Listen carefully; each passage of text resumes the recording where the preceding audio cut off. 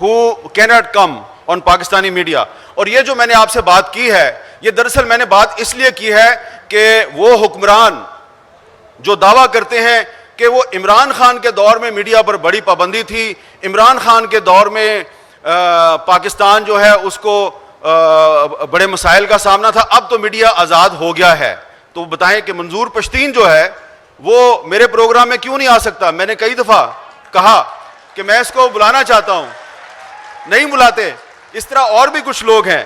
پاکستان جو ہے وہ ورلڈ پریس فریڈم انڈیکس پہ 18 پوائنٹ نیچے آیا ہے. آپ دیکھیں کتنا نیچے آیا ہے پاکستان, 18 پوائنٹ نیچے آیا ہے. Pakistan last 18 points on World Press Freedom Index in last 4 years.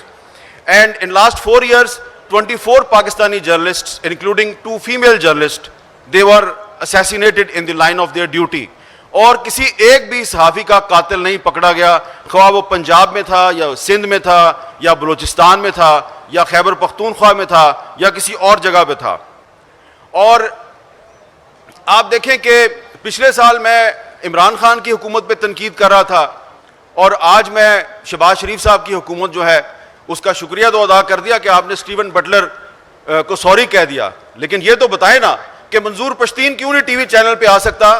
اور آپ جب وہ صحافی جن پر آپ کی حکومت کے دور میں بغاوت کے مقدمے درج ہوئے اور ان پر پابندی لگائی گئی اور صابر شاکر اور ارشد شریف کو پاکستان چھوڑنے پر مجبور کر دیا گیا, تو وہ کیوں پاکستان چھوڑنے پہ مجبور ہوئے؟ اس کا کوئی جواب کیوں نہیں دیتا؟ مریم اورنگزیب صاحبہ کہتی ہیں عمران ریاض تو جرنلسٹ ہی نہیں ہے.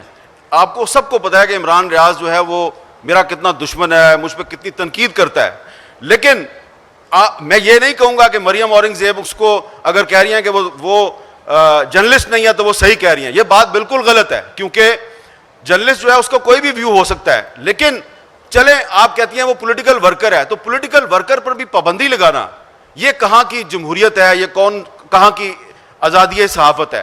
تو لہٰذا اس وقت پاکستان میں صرف حکومت تبدیل ہوئی ہے, حالات تبدیل نہیں ہوئے. پاکستان کا میڈیا عمران خان کے دور میں بھی غیر اعلانیہ سینسرشپ کا شکار تھا, پاکستان کا میڈیا شہباز شریف کے دور میں بھی غیر اعلانیہ سینسرشپ کا شکار ہے, اور اس پر آپ سب کو آواز بلند کرنی چاہیے. کیونکہ میں بار بار کہہ رہا ہوں صرف حکومت تبدیل ہوئی ہے, میڈیا کے حالات تبدیل نہیں ہوئے, یہ پارلیمنٹ کے حالات بھی تبدیل نہیں ہوئے. یہ دیکھیں یہ کامران مرتضیٰ صاحب یہ سینٹ کے ممبر ہیں, یہ سپریم کورٹ بار ایسوسی ایشن کے سابق صدر ہیں, انہوں نے اور اعظم نذیر تارڑ صاحب نے مل کر ایک کوشش کی اور پارلیمنٹ کی جو کمیٹی ہے فار انفورس ڈسپیرینسز, جو لاپتہ افراد پہ کمیٹی ہے, اس کے مذاکرات کروائے جو انہوں نے کوئٹہ میں دھرنا دیا ہوا تھا, اور وہ دھرنا ختم کرایا. اور ان بیچاروں نے صرف ان کو 50 لوگوں کی ایک لسٹ دی کہ ان لوگوں کو آپ رہا بھی نہ کریں, ان کو عدالت میں بھی پیش نہ کریں, بس صرف یہ وعدہ کر لیں کہ ان کو آپ نے فیک انکاؤنٹر میں مارنا نہیں ہے. تو انہوں نے وہ لسٹ ان سے لی اور ان مظلوم لوگوں نے اپنا دھرنا کوئٹہ میں ختم کر دیا. اس کے بعد آپ جانتے ہیں کیا ہوا؟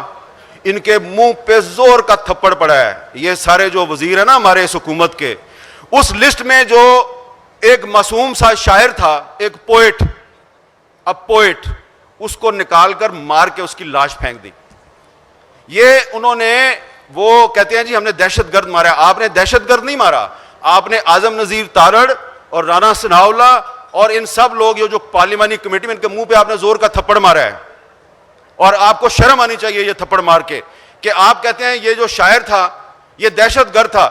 دہشت گرد وہ ہے جو پاکستان کا آئین توڑتا ہے. چلے مان لیا کہ وہ دہشت گرد تھا, تو پھر آپ میں اور دہشت گرد میں فرق کیا ہے؟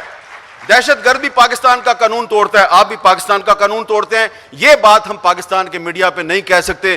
جب یہ بات منظور پشتین کہتا ہے تو کہتے ہیں یہ بھی دہشت گرد ہے. تو اگر یہ دہشت گرد ہے تو پھر آپ اور میں ہم سارے دہشت گرد ہیں. دیکھیں فرق کیا ہے کہ ایک طرف ہماری حکومت جو ہے اس کی جو ترجمان ہے انفارمیشن منسٹر صاحبہ, وہ ان صحافیوں کو صحافی ماننے کے لیے تیار نہیں ہے جن پر آج کل پابندی ہے. تو دوسری طرف جو عمران خان صاحب ہیں وہ کہتے ہیں وہ سلیم صافی جو ہے وہ سلیم صافی نہیں, وہ سلیم لفافی ہے. اور غریدہ فاروقی صاحبہ, ان کے بارے میں کتنی قابل اعتراض زبان استعمال کی. دونوں میں کوئی فرق نہیں ہے.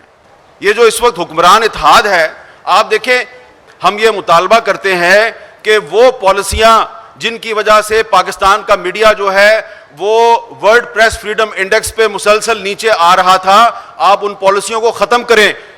یہ مطالبہ ہم اس لیے کر رہے ہیں کہ آپ ان پالیسیوں کو آگے بڑھا رہے ہیں اور آپ کو اس میں کوئی نہ ندامت ہے نہ شرم ہے، بلکہ آپ کہتے ہیں کہ ہمارے ملک میں تو پاکستان کا میڈیا آزاد ہو گیا ہے، عمران خان کے دور میں میڈیا آزاد نہیں تھا. ایک اور بات میں آپ کو کہنا چاہتا ہوں کہ یہ جو ہمارے صحافی ہیں ان کے بارے میں بات کی جاتی ہے نا، تو یہ صرف غیر ریاستی عناصر بات نہیں کرتے. ایک سوچی سمجھی سازش کے تحت فیک نیوز کو پاکستان کے میڈیا کی آزادی چھیننے کے لیے ایک ویپن کے طور پہ استعمال کیا جا رہا ہے. Some state institutions are using fake news to subvert the media freedom in Pakistan. They are spreading disinformation against different journalists and media organizations. جس طرح عمران خان صاحب کہتے ہیں نا کہ وہ فلاں بندہ جو ہے وہ پیسے لے کے فلاں ٹی وی چینل نے میرے خلاف سازش کی، اسی طرح کچھ ریاستی اداروں کے لوگ جو ہیں وہ بھی یہی بات کرتے ہیں. وہ کہتے ہیں جی آپ سارے ٹیکس چور ہیں، تو اگر ہم سارے ٹیکس چور ہیں تو ٹیکس چوری میں ہمیں اندر کر دو بھائی، کیوں نہیں کرتے آپ اندر؟ تو اس لیے میں یہ کہنا چاہوں گا کہ اگر کوئی یہ سمجھتا ہے کہ پاکستان کے حالات بہتر ہو رہے ہیں وہ ایمکو کی جنت میں رہتا ہے. بلکہ میں آج آپ کو ایک اور بات کہنا چاہتا ہوں، بڑی ذمہ داری کے ساتھ بات کر رہا ہوں، کہ اگر کوئی یہ سمجھتا ہے کہ پاکستان کے حالات جو ہیں وہ بہتری کی طرف جا رہے ہیں اور اب دنیا جو ہے اس کے حالات بھی بدل گئے ہیں اور اب تو پاکستان میں مارشل لا نہیں لگ سکتا، اگر میں سمجھتا ہوں کہ اگر آپ نے پاکستان میں دوبارہ ایسے حالات پیدا کیے سیاسی جماعتوں نے یا کسی اور نے اور مارشل لا لگ گیا تو اس سے پاکستان کو نقصان ہوگا. مارشل لا نے ہمیشہ پاکستان کو نقصان پہنچایا ہے. پاکستان جب ٹوٹا تو مارشل لا تھا. آپ کہتے ہیں کہ جو ایسٹ پاکستان میں آپ کی ڈیفیٹ تھی ملٹری ڈیفیٹ نہیں تھی، پولیٹیکل ڈیفیٹ تھی. چلے مان لیتے ہیں پولیٹیکل ڈیفیٹ تھی. پولیٹیکل ڈیفیٹ اس لیے تھی کہ شیخ مجیب الرحمان کے خلاف پاکستان آرمی کا ایک فوجی جنرل غلام عمر جو ہے اس نے ایک سیل بنایا ہوا تھا اور وہ شیخ مجیب الرحمان کے سیاسی مخالفین میں پیسے بانٹتا تھا.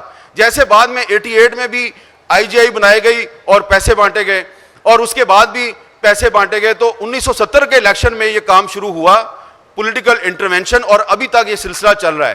تو شکر ہے کہ 1970 میں پاکستان کا میڈیا آزاد نہیں تھا، ورنہ آج آپ نے کہنا تھا کہ وہ پاکستان جو ہے وہ انڈیا نے نہیں توڑا تھا، وہ پاکستان کے میڈیا نے توڑ دیا تھا، آپ نے یہ کہنا تھا. اور آخر میں یہ کہوں گا کہ اس وقت پاکستان میں کچھ ڈریکونین لا ہیں. Unfortunately, these draconian laws were not imposed on us by any military dictator. These draconian laws were imposed on us by democratic governments. جیسا کہ 2016 میں جو مسلم لیگ نون کی حکومت تھی اس نے پیکا کا قانون ہم پہ امپوز کیا اور وہ پیکا کا قانون آج ان پہ استعمال کیا جا رہا ہے. اسی طرح یہ جو پچھلی عمران خان کی حکومت تھی اس نے پیکا آرڈیننس جاری کیا اور آج جب ایف آئی اے کسی صحافی کو اور سیاستدان کو گرفتار کرتی ہے تو اس پہ وہی پیکا قانون کی سیکشن 20 لگاتی ہے. تو یہ سارے قانون جو ہے یہ ختم ہونی چاہیے، ان کے خلاف یہاں پہ ایک قرارداد منظور ہونی چاہیے اور اس قرارداد میں یہ مطالبہ کیا جانا چاہیے کہ جو پاکستان کی الیکٹڈ پارلیمنٹ ہے یہ پارلیمنٹ پاکستان کے آئین اور قانون کے تحفظ کے لیے کوئی کردار ادا کرے، صرف نوکری نہ کرے، ہاتھ باندھ کے کھڑی ہے اور جی سر کیے جا رہی ہے. اور جوڈیشری بھی جو ہے اس کو بھی کھڑا ہونے کی ضرورت ہے. اتنی ڈیوائیڈڈ جوڈیشری پاکستان کی ہسٹری میں ہم نے کبھی نہیں دیکھی. تو جب پارلیمنٹ مضبوط نہیں ہوگی، جوڈیشری ڈیوائیڈڈ ہوگی تو میڈیا کی فریڈم کو تحفظ کہاں سے ملے گا؟ تو اس تحفظ کے لیے آپ سب کو ہم سب کو مل کے اکٹھے ایک جدوجہد کرنی ہے. اور اس بات پہ ختم کروں گا حبیب جالب کے شعر پہ کہ جھوٹے مقدمات ہیں، فرضی شہادتیں، ہم پھر بھی لکھ رہے ہیں جنوں کی حقائقیں.